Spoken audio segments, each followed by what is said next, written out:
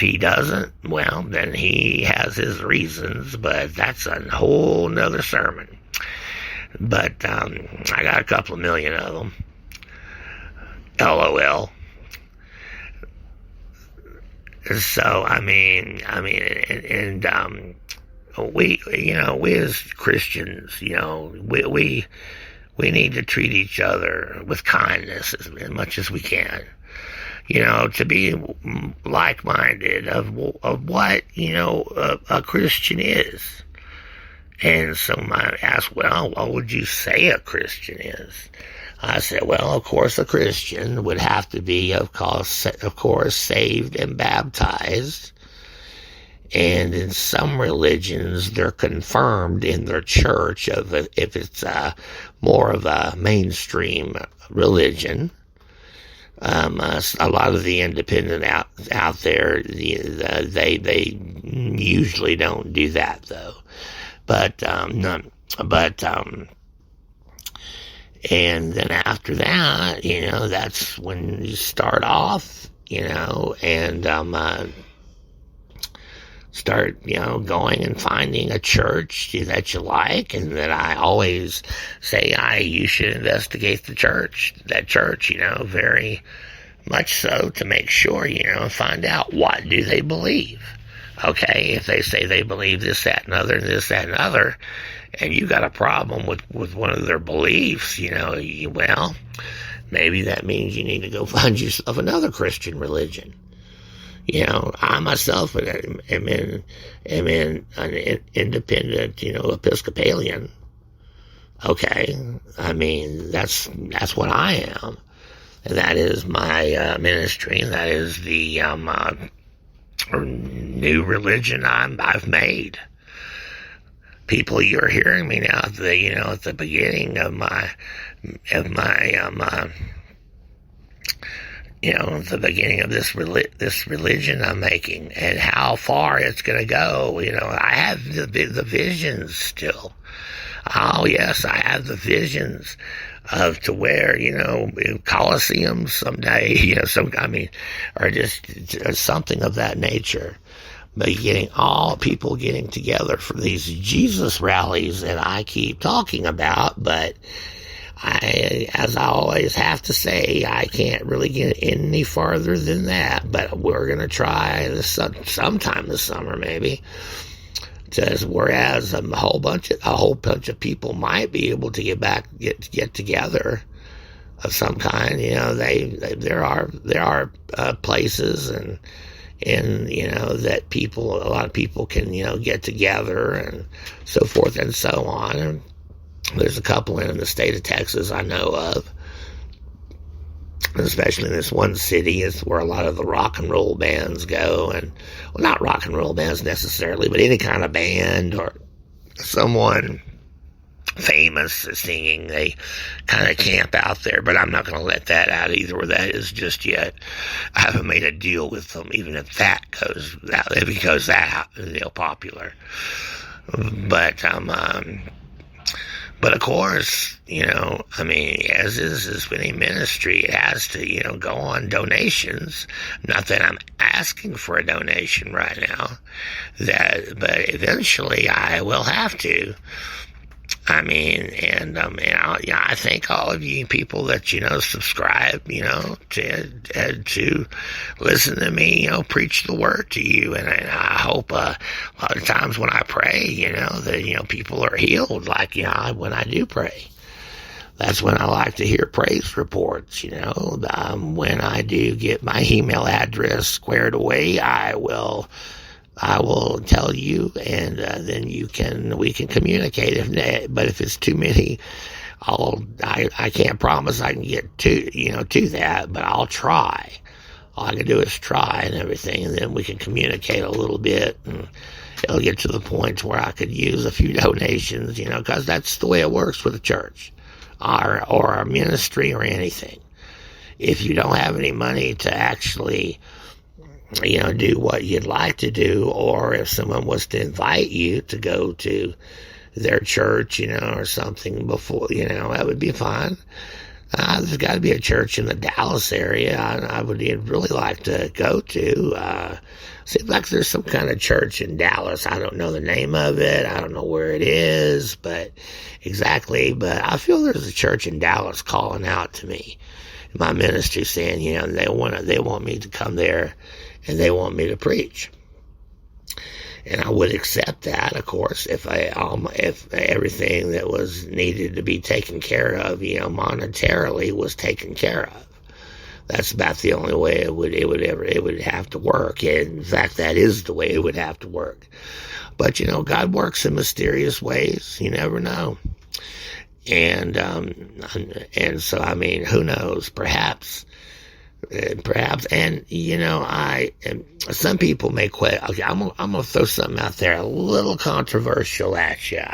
You notice I never don't do that much, but this is the way I see it. Okay, now I believe that God can turn something bad into something good. Now I believe that. So what if it could have been that a person was needing like $50 for some medication, and through God, he told the person to go to the store and buy one of what you would call a scratch-off ticket. And yes, it's gambling.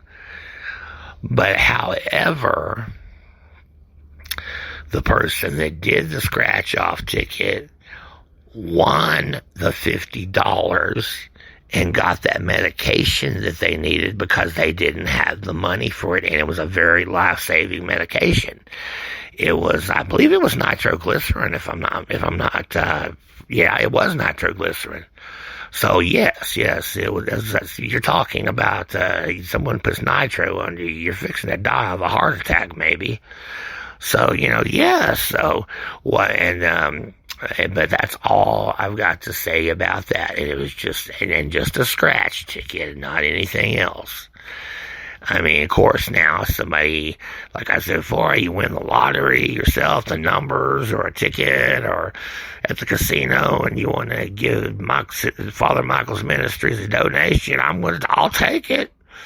I haven't lost my faculties that bad just yet. I wouldn't say no.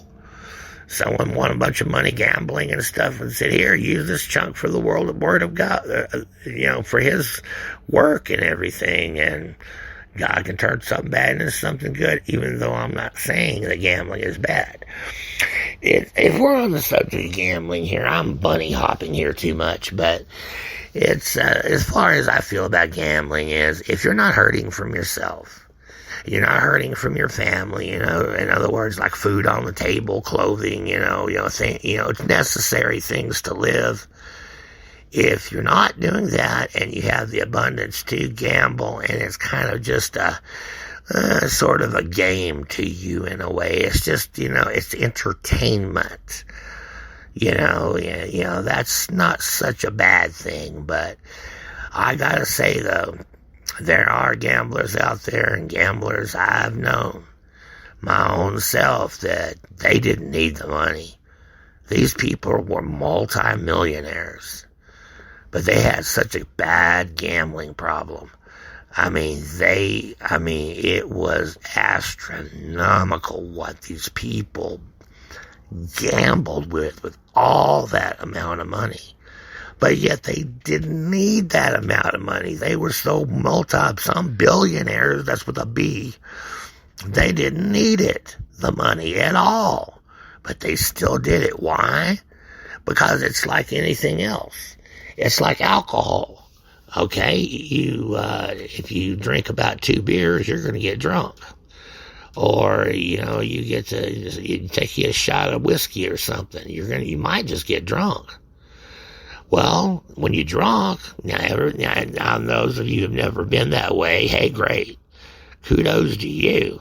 Hey, more like praise you, Jesus. But but it's like, anyone's got imbibing a bit on the wine too much or whatever. It's sometimes you get acting a little bit ridiculous, and then you might actually offend somebody too. And in some places where people go, that's where fights get started, and then people go to jail and stuff, and it just don't seem to be worth it to me. But that does also remind me too now, when you're going out there, and you're driving, please, and you're going to a bar or wherever you're going, or a pub or whatever you want to call it, and you're going to be drinking, please have a designated driver. Please, if not, please take a taxi. It's better to arrive alive. And that's just Father Michael's Ministries, looking after my children. I want none of you to have any problems with this thing that's coming on together, where people can get together, and yes, they're going to be drinking, and I always say keep it in moderation. That's the way my religion believes. Keep it in moderation, you'll do okay. But even if you're drinking and you keep it in moderation, I still highly suggest a designated driver, just in case you might be over just a itty bitty bit of being drunk. But then again, there you go, right? So why not just nip it in the bud every time? If you're just every now a drinker, that you might have a glass of wine or a beer or something I don't know, once a month, twice a month, if even, or something like that. I say that, that's cool. That's great. That's not really considered, to be a, something beyond, what, people should indulge in with alcohol and other substances. So I'm just trying to say, you are loved, people. You all are loved. Whoever you are out there, I don't want you to go out there, especially you, young ones in the universities and the junior colleges. You don't want to get, you don't want to get a DUI. Because if you do, that means you don't get no more FAFSA. That means the government will not give you no more money if you get a felony. And then the possibility of also could be, if you get into a drunk driving accident and you kill someone, that means you go to prison for involuntary manslaughter. And here you could be in the university, or here you could be in the junior college, or whatever. Or and it also goes for, people out there, what I'm talking about for people is, 21 or older. And you people who are under 21 and older, legally by law, you should not be doing that. But if you are actually out there going to do something foolish like that, please have a designated driver regardless, or take a taxi, please. Now, I'll get off my soapbox about the love. Well, it's not so bad to be loved. Not every day, people here, they are loved. There's a lot of people in this world who are recluses and hermits too. They don't see anyone or anything all day. They never hear they're loved. But that's love is something that's so powerful. If you could just show one person some love one day, I guarantee you could change that person's whole day. Per se, you were over at the mall, and you was fixing to open up the door, just for you to go in, to the store. But, you notice there's a couple of females behind you, and you just sidestep, open the door, and said, "After you, ladies." That's, that's showing them, because things don't happen like that very often much anymore. Chivalry, it really doesn't. In some places it might, but but it's just making the ladies, feel just so more better, or they might say,